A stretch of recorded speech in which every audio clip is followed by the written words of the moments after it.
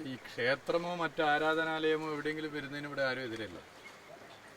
ഇതിന്റെ ചരിത്രപരമായ ചില പ്രത്യേകതകളുണ്ട്, നമുക്കറിയാം. ബാബരി മസ്ജിദ് കേവലം ഒരു മുസ്ലിം പള്ളി മാത്രമായിരുന്നില്ല, ഇന്ത്യയുടെ സെക്യുലറിസത്തിന്റെ സിമ്പിളായിരുന്നു, മതനിരപേക്ഷതയുടെ പ്രതീകമായിരുന്നു. അത് തകർക്കപ്പെട്ടു. അതുമായി ബന്ധപ്പെട്ട പല പ്രശ്നങ്ങളുണ്ട്. ഇന്ത്യയിലെ കോൺഗ്രസിന്റെ വാട്ടർലൂ അതിൽ സംഘപരിവാർ ആഗ്രഹിക്കുന്നത് പോലെ അതിനെല്ലാം സഹായം ചെയ്തു എന്നുള്ളതാണ്.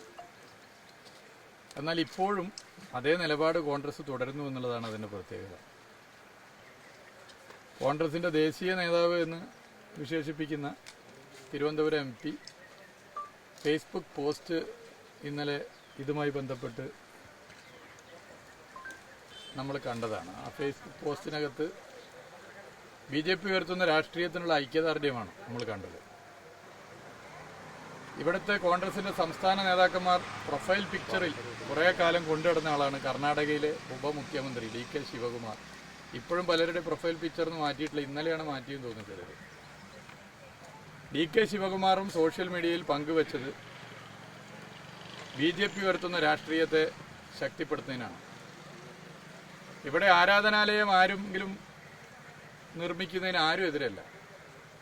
ആരാധനാലയം നിർമ്മിക്കുന്നതിനും അതിന് തടസ്സം നിൽക്കുന്ന എന്തെങ്കിലും നിലപാടുകളുണ്ടെങ്കിൽ അതിനെ പ്രതിരോധിച്ച് ജനത ഒന്നാകെ പോകണമെന്നുള്ള കാഴ്ചപ്പാടാണ് നമുക്കൊക്കെ ഉള്ളത്. എന്നാൽ ഇവിടെയുള്ള പ്രശ്നം ഭരണത്തെ മതവുമായി കൂട്ടിച്ചേർക്കാൻ ശ്രമിക്കുന്നു എന്നുള്ളതാണ്. മതപരമായ ചടങ്ങുകൾക്ക് സർക്കാർ ചടങ്ങുകളാക്കി മാറ്റി ഉത്തരവാദിത്തപ്പെട്ട പ്രധാനമന്ത്രി ഉൾപ്പെടെയുള്ളവർ നേതൃത്വം കൊടുക്കുന്നു എന്നുള്ളതാണ്. മതരാഷ്ട്രത്തിലേക്ക് ഇന്ത്യയെ കൊണ്ടുപോകാനുള്ള ലക്ഷ്യം വെച്ച് മുന്നോട്ട് പോകുന്നു എന്നുള്ളതാണ്. അത്തരം രാഷ്ട്രീയത്തെ ചേർത്ത് നിർത്തുകയാണ് ശശി തരൂരും DK ശിവകുമാറും ഉൾപ്പെടെയുള്ള കോൺഗ്രസ് നേതാക്കന്മാർ. അത് കേവലം ഒരു സോഷ്യൽ മീഡിയ പോസ്റ്റല്ല, ഈ രാഷ്ട്രീയത്തോടുള്ള ഐക്യദാർഢ്യമാണ്. ഹിമാചൽ പ്രദേശിൽ കോൺഗ്രസ് ഭരിക്കുന്നു, അവിടെ ഇന്നലെ അവധി പ്രഖ്യാപിച്ചു. BJP ഭരിക്കുന്ന സംസ്ഥാനങ്ങളിൽ പോലും ഉച്ച വരെയാണ് അവധിയെങ്കിൽ ഇവിടെ വൈകുന്നേരം വരെയാണ് അവധി കൊടുത്തത്. കേരളത്തിൽ BJPയുടെ സംസ്ഥാന പ്രസിഡന്റ് പറഞ്ഞു കേരളത്തിൽ സംസ്ഥാന സർക്കാർ അവധി പ്രഖ്യാപിക്കണം ഇന്നലെ എന്നുള്ളതായിരുന്നു. കേരളത്തിൽ UDF ആയിരുന്നു ഇപ്പോൾ ഭരിച്ചിരുന്നെങ്കിൽ ഒരാഴ്ചയായിരിക്കും ചിലപ്പോൾ അവധി. ഇങ്ങനെയാണോ മതസാഹോദര്യത്തിന് വേണ്ടി പോരാടുന്ന പ്രസ്ഥാനം എന്നുള്ള നിലയിൽ കോൺഗ്രസ് പാർട്ടി നിലപാട് സ്വീകരിക്കേണ്ടത്? ഇത് ലജ്ജാകരമല്ലേ? എന്താണ് ഹിമാചൽ പ്രദേശ് സർക്കാർ എടുത്ത നിലപാടിനെ കുറിച്ച് കേരളത്തിലെ കോൺഗ്രസ് നേതാക്കന്മാരുടെ അഭിപ്രായം? എന്താണ് ശശി തരൂരിന്റെ ഫേസ്ബുക്ക് പോസ്റ്റിനെ കുറിച്ച് UDFലെ മറ്റ് കക്ഷികൾക്ക്, ഇന്ത്യൻ യൂണിയൻ മുസ്ലിം ലീഗിന് ഉൾപ്പെടെയുള്ള അഭിപ്രായം? എന്താണ് DK ശിവകുമാർ ആയിരുന്നല്ലോ ട്രെൻഡ്. DK ശിവകുമാർ BJP ഉയർത്തുന്ന രാഷ്ട്രീയത്തോട് ഐക്യദാർഢ്യപ്പെട്ടെടുത്ത നിലപാടിനോട് AICCയുടെ അഭിപ്രായം, കേരളത്തിലെ കോൺഗ്രസിന്റെ അഭിപ്രായം. അപ്പോൾ ഞങ്ങൾ മുമ്പ് സൂചിപ്പിച്ചതുപോലെ ഒരു പാർട്ടിയിൽ നിന്നുകൊണ്ട്, ഒരു പാർട്ടിയെ നയിച്ചുകൊണ്ട് മറ്റൊരു പാർട്ടിയുടെ രാഷ്ട്രീയത്തെ സഹായിക്കുന്ന നിലപാടെടുക്കുന്ന നിരവധി സ്ലീപ്പിംഗ് ഏജന്റുമാർ കോൺഗ്രസിലുണ്ട് എന്ന് സൂചിപ്പിച്ചത് ശരിവെക്കുന്ന ഇത്തരം നിലപാടുകൾ ഇപ്പൊ സ്ലീപ്പർ ഏജന്റ് പരസ്യ ഏജന്റായി മാറിയിരിക്കുന്നു, സ്ലീപ്പർ ഏജന്റ് കർസേവ് ഏജന്റായി മാറിയിരിക്കുന്നു. അതാണ് പ്രത്യേകത.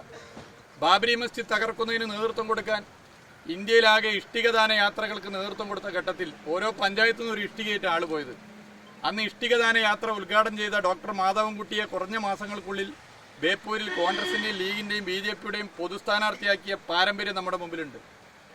അഡ്വക്കേറ്റ് രത്നസിംഗിനെ കോൺഗ്രസിന്റെയും ലീഗിന്റെയും BJPയുടെയും മാധവൻകുട്ടി നിയമസഭാ സ്ഥാനാർത്ഥിയാണെങ്കിൽ അഡ്വക്കേറ്റ് രത്നസിംഗ് ലോക്സഭാ സ്ഥാനാർത്ഥിയായി മത്സരിപ്പിച്ചത് നമ്മുടെ മുമ്പിലുണ്ട്. ഇപ്പോൾ ഇത് നിലപാട് തുടരുകയാണ്. ഇവിടെ മതനിരപേക്ഷതയാണ് മുറുകെ പിടിക്കേണ്ടത്. മതനിരപേക്ഷത മുറുകെ പിടിക്കാനുള്ള ത്രാണിയില്ലാതെ കോൺഗ്രസിന് പോകുന്നുവെന്ന് മാത്രമല്ല, ഈ ശശി തരൂരിനെതിരെ തിരുത്തൽ നടപടിയെടുക്കാൻ കോൺഗ്രസ് തയ്യാറാണോ? DK ശിവകുമാറിനെ തിരുത്താൻ കോൺഗ്രസ് തയ്യാറാണോ? എന്താണ് ഹിമാചൽ പ്രദേശിൽ പൊതു അവധി പ്രഖ്യാപിച്ച കോൺഗ്രസ് സർക്കാരിനെ കുറിച്ച് കേരളത്തിലെ KPCC പ്രസിഡന്റിന്റെയും പ്രതിപക്ഷ നേതാവിന്റെയും കോൺഗ്രസ് നേതാക്കന്മാരുടെ അഭിപ്രായം? എന്താണ് ഇത്തരം വിഷയങ്ങളിൽ മുസ്ലിം ലീഗിന്റെ അഭിപ്രായം? ഇത് സ്വാഭാവികമായും ആളുകൾക്ക് അറിയാൻ താല്പര്യമുണ്ട്. കാരണം UDFനോടൊപ്പം നിൽക്കുന്ന വലിയൊരു വിഭാഗം ആളുകൾ മതനിരപേക്ഷ മനസ്സുള്ളവരാണ്, അവരൊക്കെ നിരാശരാണ്. ഇതാണ് ഇതിൽ പ്രധാനമായി ഉയർന്നു വരുന്ന പ്രശ്നം.